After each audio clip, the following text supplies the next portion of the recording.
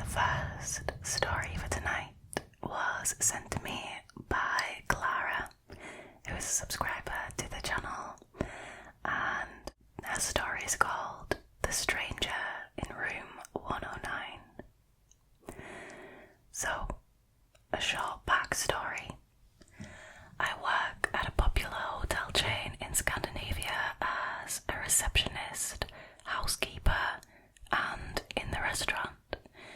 It's very fun and I love all my co-workers. They treat me very well, considering I'm the youngest one on staff. I am only 17, which means I can't work at the front desk alone, but in housekeeping I can work by myself. Now, on this particular day, I was all alone on the first floor, and my day started off as normal. I went to all the rooms that had been vacated and prepared them for the next guests.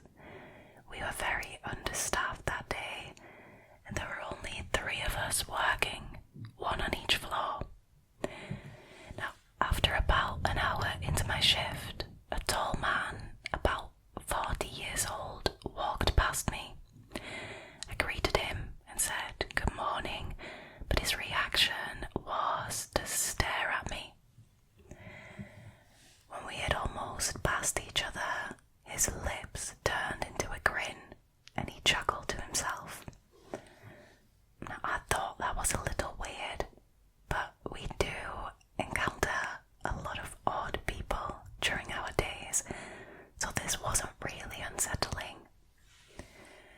Honestly, I can imagine if you work in a hotel that you do see a lot of rather weird and odd people. I can 100% imagine that. After a while, he passed me again, this time saying hello and asking for my name. Something about his tone of voice made me uncomfortable, but I tried my best to be polite. When he left, I continued my job, but only about 2 minutes later, he walked by the room I was currently cleaning. I thought it was very strange that he would need to pass this corridor again, so I peeped out from the door to see where he was going. Now, when he reached the end of the corridor, he turned around and walked back towards me. I quickly went back into the room, tried to look busy and avoided eye contact. When he walked by me, he stopped and exclaimed, "It's you again," as if he didn't already know that I was in there. I uncomfortably chuckled and nodded, hinting that I was too busy to talk. He lingered and just stared at me while I worked. "I've always wondered how you guys clean these rooms," he said, and he kept asking me questions, forcing conversation. When I was finished, I said, "I'm sorry, but I need to carry on with my work now," and I walked to the next room. He scoffed and walked away after a few seconds. I thought he would leave me alone after that, but about 10 minutes later, he came back. "I'm sorry, I didn't quite catch your age." His sudden words made me jump as I was making the bed with my back turned to the door. I quickly turned around and said that I was 17, thinking that would deter him. He smiled and then just stood there quietly, watching me. Finally, feeling very weirded out, I blurted out and asked him if he needed something and why he was here. He politely excused himself, saying curiosity got the best of him, and he walked away. Now, that was enough for me to not want to continue working alone without anyone knowing about this man. I went to my boss and I told her everything.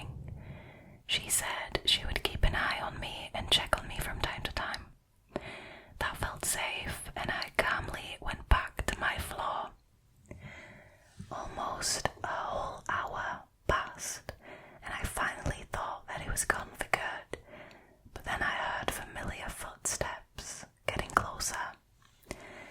He walked fast and with heavy steps, so I had already memorized the sound. He waved excitedly at me and almost jogged the last bit to me. "I'm sorry if I made you uncomfortable before," was the excuse he offered as he got closer to the room I was in. I replied that it was okay, but that I really needed to finish this room. An important piece of information is that we have door stoppers to prevent the doors from closing. He handed me an open Coke bottle and said it was his "I'm sorry" present to me. I mean, that's not suspicious at all. Pro tip, if you ever want to give someone a gift, don't let it be an opened drink. Just a tip.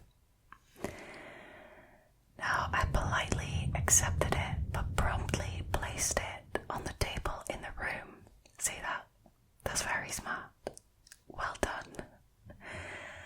I mean, I'm sure there's some people who won't think anything of it and will drink from it, but this was extremely suspicious, and I'm really glad that Clara realised that there was something dodgy about the Coke bottle and put it to the side.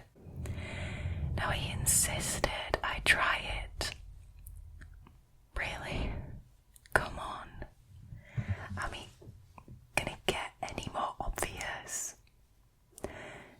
Now, when I declined, he became more and more persistent.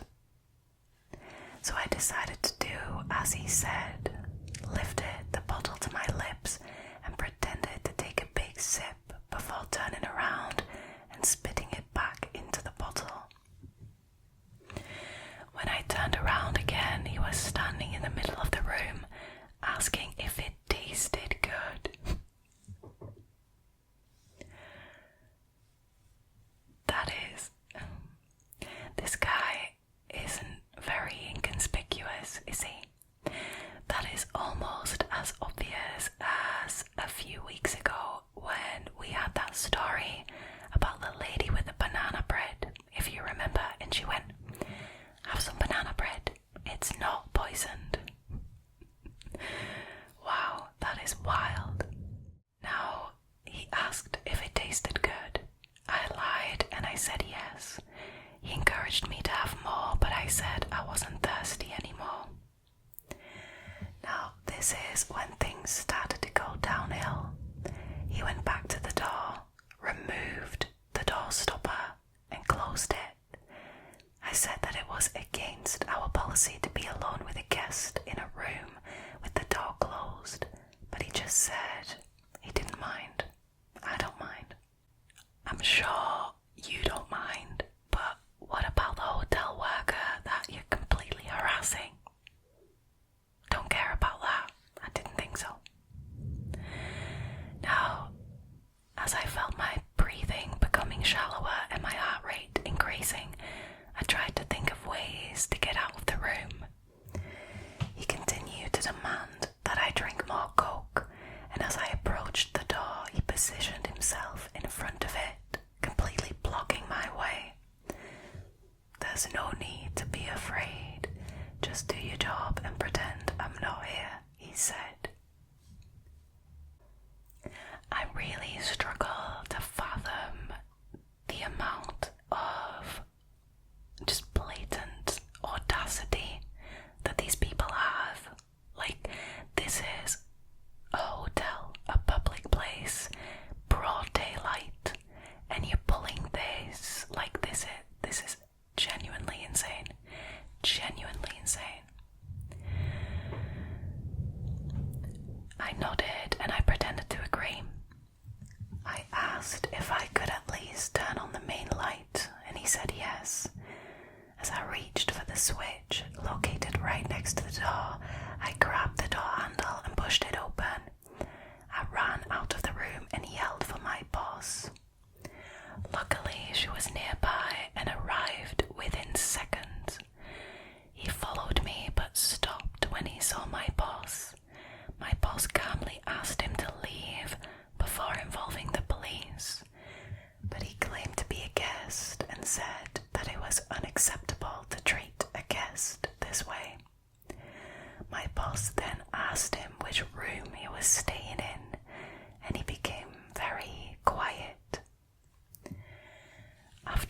seconds he said, "Room 109, that's why I was on this floor." My blood ran cold when he said that.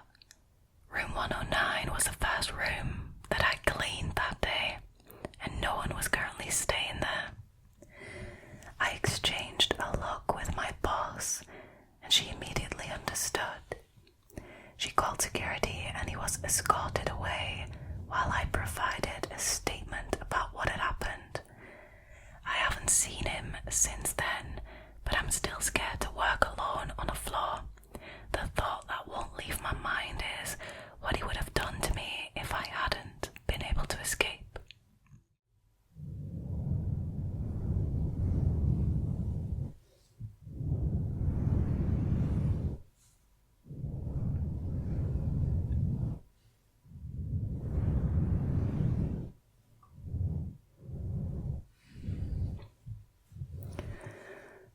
First of all, I want to say, Clara, you are so incredibly brave.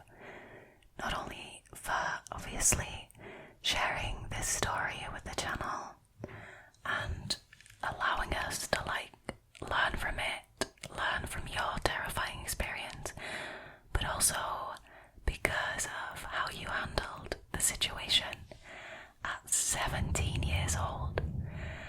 I am truly impressed. I mean, that was something really traumatizing to go through, I'm sure, and this only happened like a week ago. I am so glad that you immediately realized that the coke had been tampered with. I think if you had drank the coke, that the consequences would have been disastrous.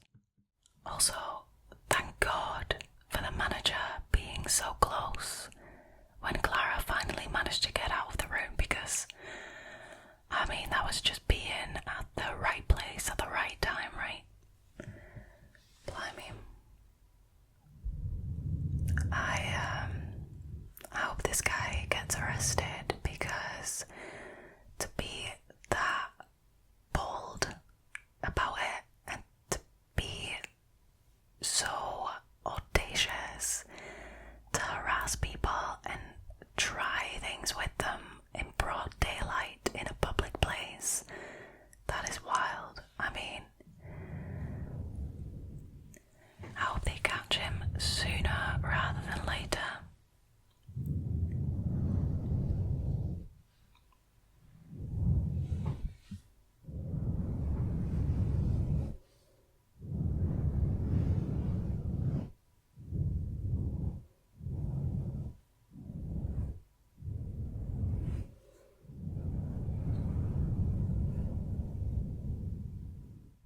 Alrighty, now the last couple of stories are from a subscriber named Sonia, and Sonia's first story is called Hidden in the Dens. Just a few details about myself before we start. I'm a 50-year-old woman, and this incident involved my sister, 2 friends, and myself. I was the oldest, around 12 to 13 years old, while the others were approximately 11 years old. It was around 1986, and we all lived in the same small village near Newcastle under Lyme. When I say small, I mean really small. 1 village shop, 1 small chapel, 1 social club, and that was pretty much it. We were fortunate to be surrounded by fields and beautiful woods. Back in the 80s, kids were always outside, and we would spend hours exploring the fields and woods, creating our own adventures and what we called dens. These dens were large, deep holes, likely formed by old trees that had fallen over the years and rotted away, with grass growing inside, making them soft and perfect for hiding. They were completely safe, I should add. On this particular day, the 4 of us were playing hide and seek using the dens to hide from each other. I remember it was a gorgeous, hot summer day. It was a 6 weeks holiday, so we had no cares in the world.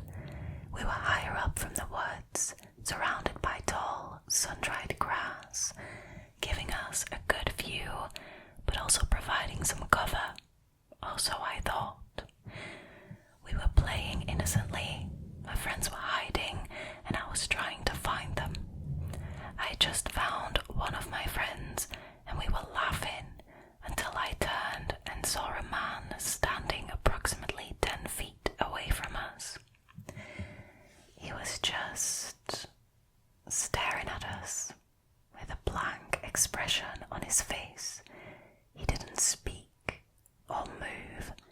He just kept staring at the two of us. I grabbed my friend's arm and we ran. I shouted to the others to stay hidden, telling them that there's a strange man. My friend and I jumped into one of the holes, hiding, clinging to each other, too frightened to move in case he found us. After a few minutes, my sister called to us. She sounded scared. I knew I had to climb out and check if he was gone. I climbed out and told my friend to stay hidden just in case he was lurking and waiting. My heart was racing as I quietly climbed out of the den. I looked around, but there was nothing. He was gone. Bear in mind, I could see for miles, but he had vanished, even though there was nowhere for him to hide. I mean, aside from those dens, he might well have found one and was actually hiding in there. Anyways, that actually made it scarier. We all sprinted through those fields like Olympic runners over the stiles and back home. I honestly can't remember if we told our parents or not. Probably not, because they would have forbidden us from going into the woods and fields. But I still vividly remember how he stared at us, and it still unnerves me whenever I think about him.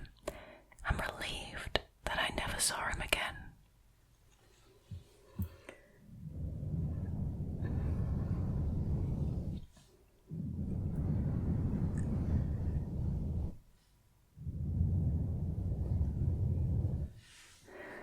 The 80s must have been so wild. Cause I know that's true, cause I've heard it from my parents and stuff and their friends. In the 80s, it was normal to just let your kid run free in the neighborhood. And the only rule there really was that they had to be home by sundown, right? Or they had to be home before dinner. Do you know what I mean? Which was usually around sunset. I don't think there was necessarily less crime in the 80s. I think that since the 80s we've just had a lot of time and a lot of experiences to learn from. Just the other day I was walking my dog in a completely remote area and I basically got harassed by a guy who first tried to make small talk, but I wasn't feeling it, so I carried on walking quite quickly. I mean, I engaged in small talk a little bit about my dog and stuff, but then carried on. And then a little while later I was in a field throwing the ball for my dog and I saw something move out the corner of my eye. And I look and it's this same guy, and he was sprinting at me to ask me for my number. I mean, at that moment, you're standing in a field, a stranger is sprinting at you, there's no one around. There is absolutely no one, right? I was absolutely shitting myself, okay? I was shitting myself. What makes these people think that it's okay to behave this way? How can you do that? How can you be sprinting towards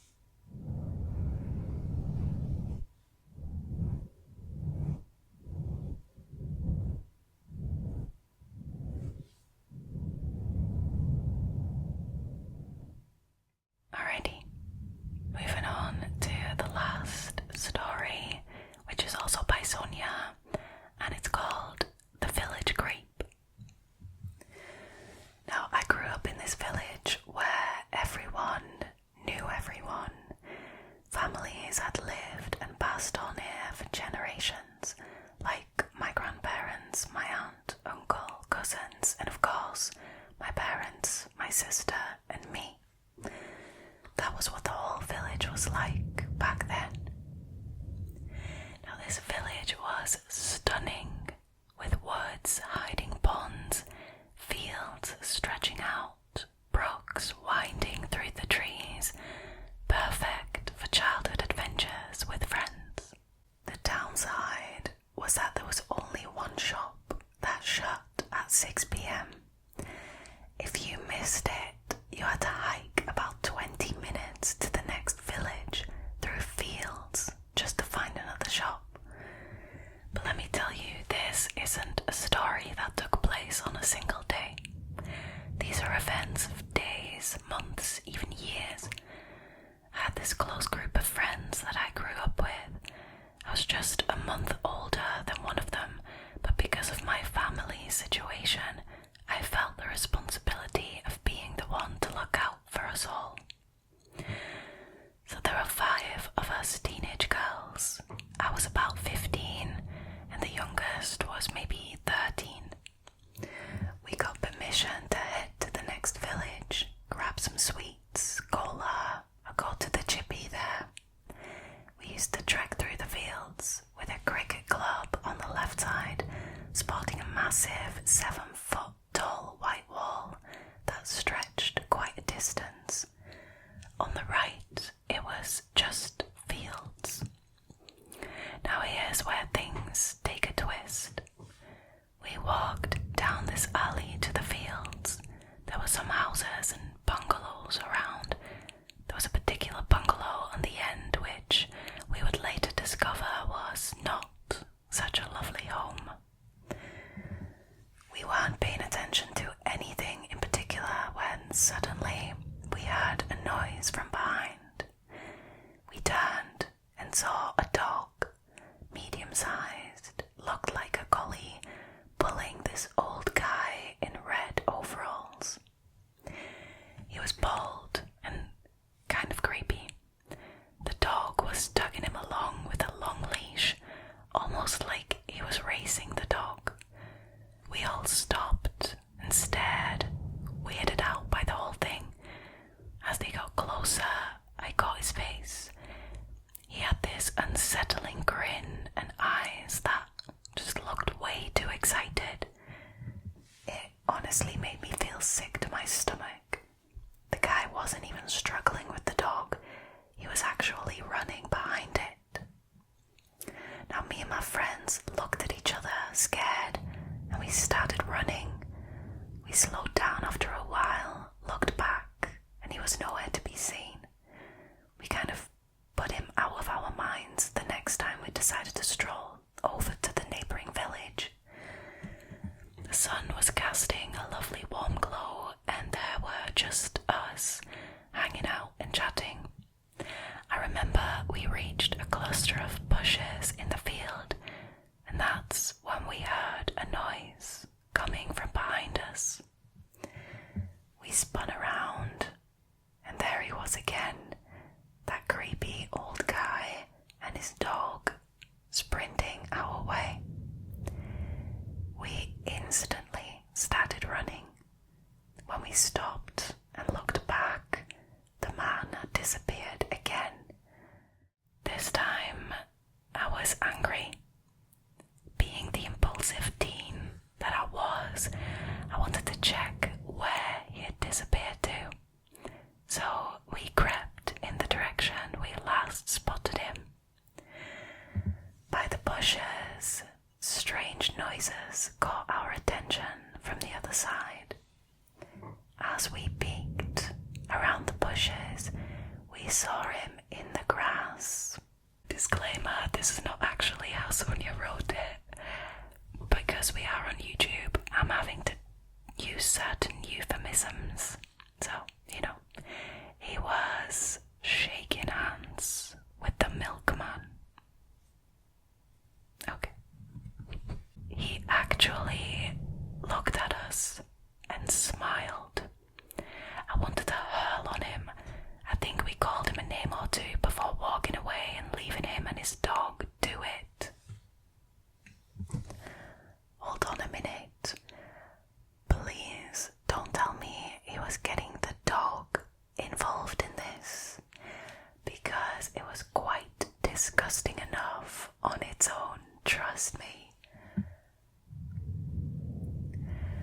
We stopped walking that way for a while and we thought that was it.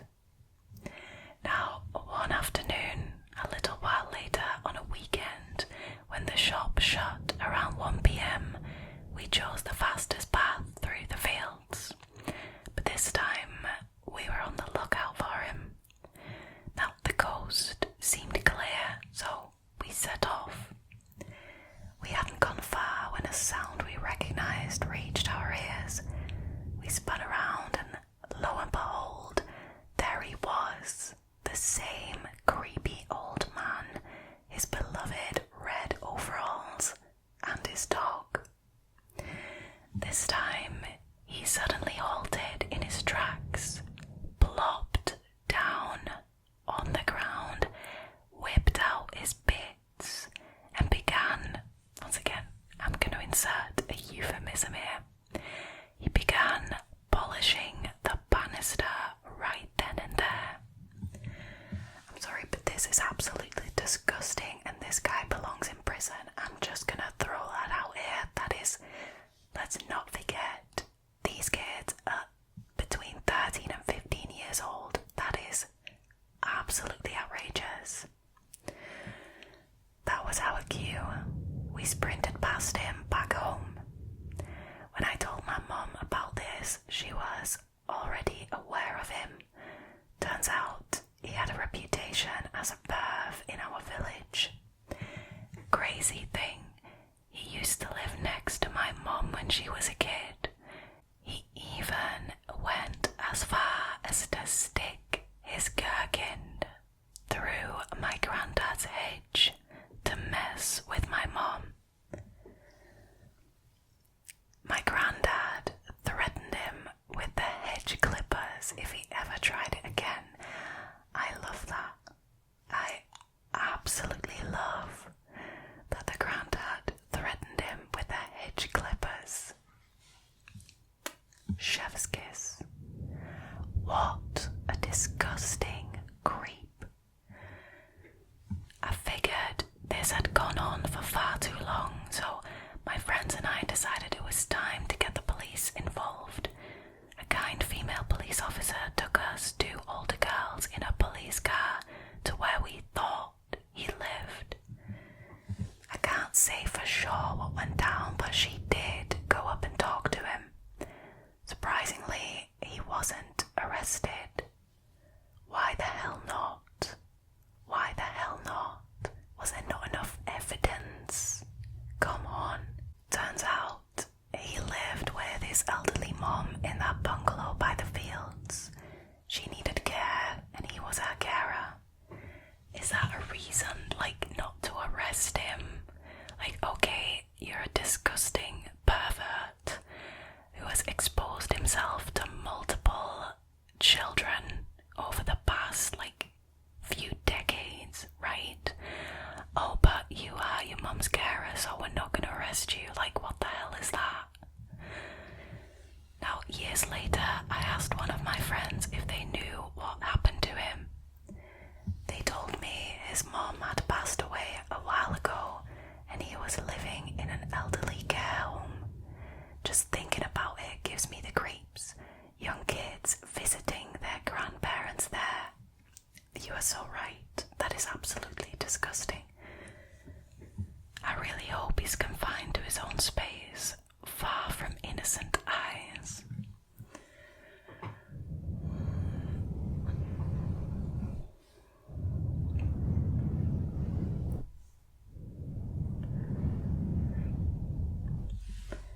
Honestly, this is absolutely bonkers to me, this story.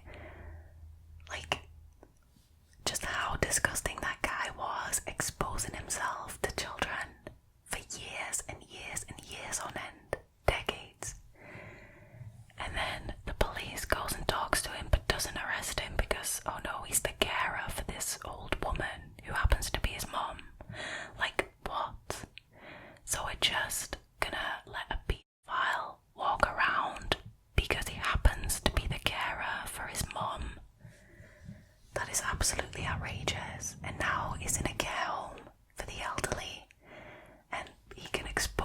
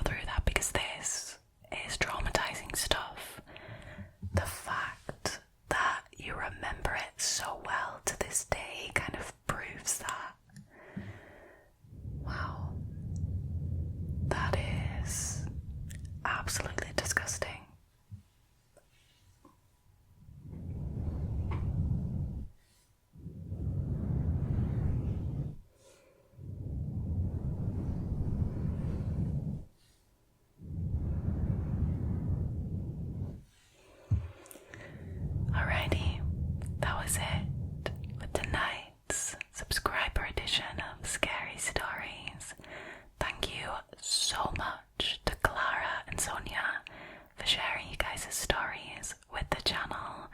I really appreciate it. And thank you all so much for choosing